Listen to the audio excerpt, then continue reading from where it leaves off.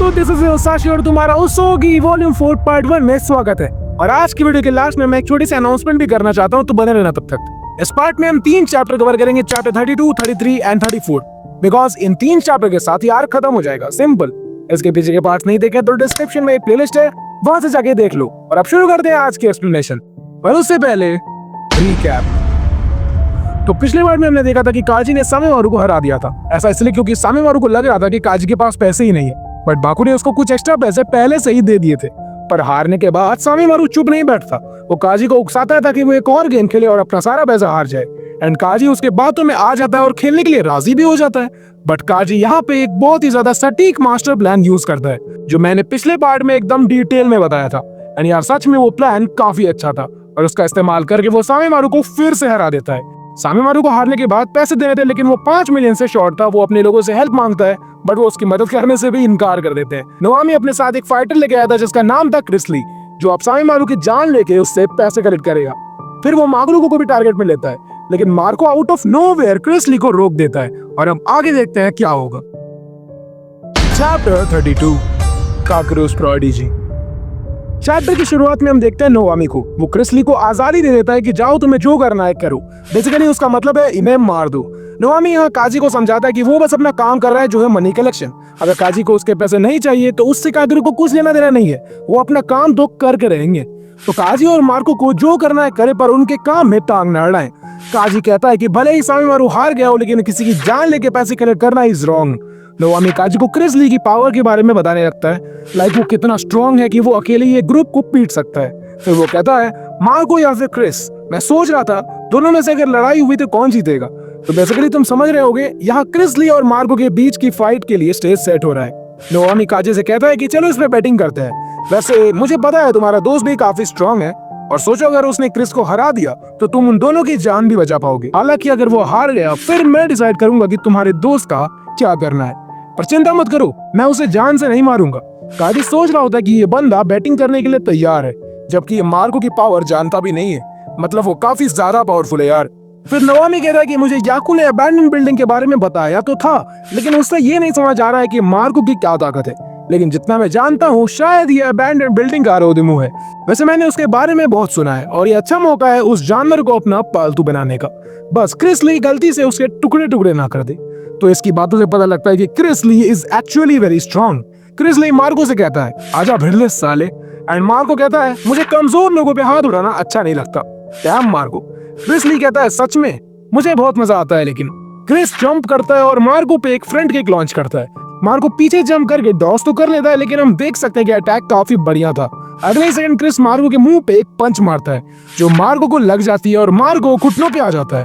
Chris उसका मजाक बनाता है और कहता है वो काकरू का हथियार बनने के लायक नहीं है। वैसे मार्को को शौक भी नहीं है काकरू का हथियार बनने का। क्रिस मार्को पे फिर से अटैक करता है, पर वो देखता है मार्को फिर से खड़ा हो चुका है। क्रिस शॉक होता है। इतने में मार्को क्रिस पे एक पंच साथ में एक नी मारता है। वो फिर से वही लाइन कह रहा होता है कि उससे पहले तुम्हें लात पड़े तू लात मार दे। मार्को क्रिस को पीछे थ्रो करता है एंड फ्लिप मार के उस पे एक स्ट्रॉन्ग किक लॉन्च करता है। एंड पता नहीं क्यों पर चैप्टर बीच में ही खत्म हो जाता है। Chapter 33, brutalizing killing intent. तो मार्को का किक क्रिस को लग जाता है एंड इस पे नोआमी कहता है कि शायद मैं रोदिमू पे कंट्रोल ले सकता हूँ, लेकिन अगर ऐसी लड़ाई चली तो क्रिसली उसको खत्म कर देगा।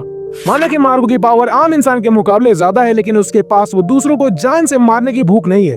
उसमें वो इंटेंट नहीं है। किलिंग इंटेंट एक ऐसी चीज है जिसके सामने कोई हथियार काम नहीं करता। किलिंग इंटेंट के आगे बड़ी से बड़ी ताकत भी कागज की तरह उड़ जाती है।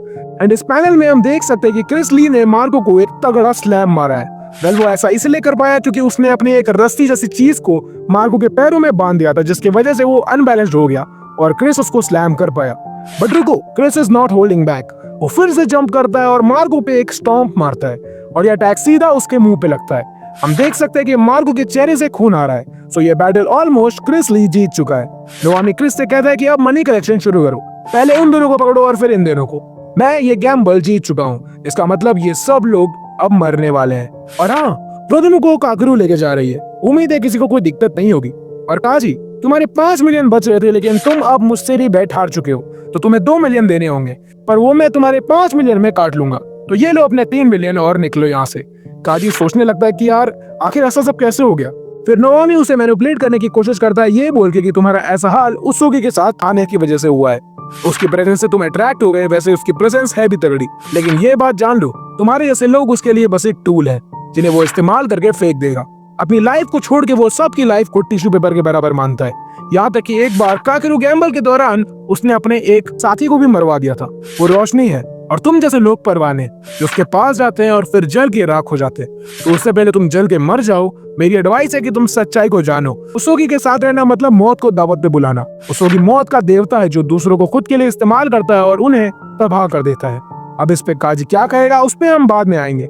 हम देखते हैं कि काकेरू के एक बंदे ने मार्को को एक एम्प्टी इंजेक्शन लगा दिया होता है। एंड मैं तुम्हें पहले बताना भूल गया था, मार्को को जब भी कोई खाली इंजेक्शन लगता है तो वो रुदमु के अंदर बदल जाता है। मतलब ये चेंज एक खाली इंजेक्शन यूज करने से होता है। इंजेक्शन लगाने के बाद सबकी नजरें मार्को पे थी।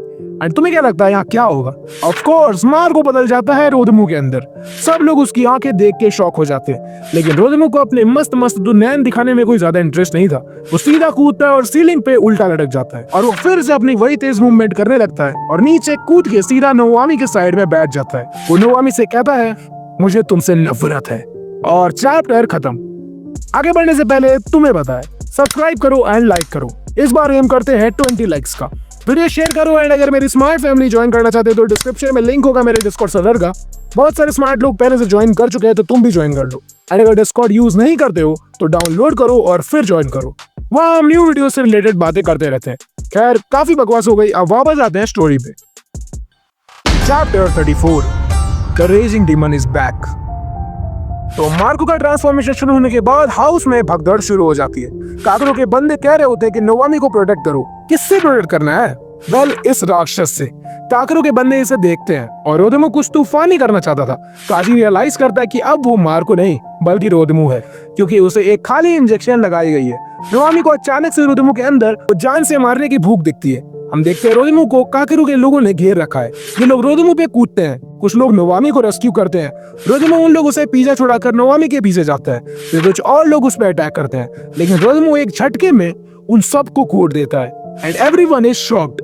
अब वो लोग जो नोवामी को रेस्क्यू कर रहे थे, रोदमु से बचने के लिए नोवामी को उस चेयर से हटा के दूसरे चेयर पे बिठा देते हैं और उसे प्रोटेक्ट करने के लिए घेर लेते हैं। वैसे इस पैनल में देखना, ये बंदा तुम्हें देखा दिखा सा नहीं लग रहा। इसलिए रोदमु से कहता है, तुम्हें पता भी है तुम क्या करने जा रहे हो? लेकिन रोदमु अभी कुछ सुनने सुनाने के मूड में बिल्कुल नहीं था। वो कहता है, देखो मुझे, मैं अभी जान से मार सकता हूँ। एंड रोदमु का फेस देखो तुम यार। क्रिसली कहता है, अबे देखो जानवर है यार, आगे कोई इतना स्ट्रॉन्ग कैसे हो सकता है? और रोदमु उसका सर पकड़ लेता है। क्रिसली सोच रहा होता है कि आखिर ऐसे जानवर को उसोगी ने कंट्रोल कैसे कर लिया। नोवामी कहता है कि कोई भी ऐरा गैरा आके अपनी ताकत से काकेरू और रेफरीज को डरा नहीं सकता। इतनी पावर काकेरू के अलावा किसी के पास नहीं होनी चाहिए। वैसे भी मैं उसे कंट्रोल नहीं कर पाऊंगा, तो जिसके पास भी बंदूक हो उसे गोली मारो और खत्म करो खेल। उसके पीछे वाला बंदा कहता है, ऐसा नहीं हो सकता। And come on, you know ये कौन है?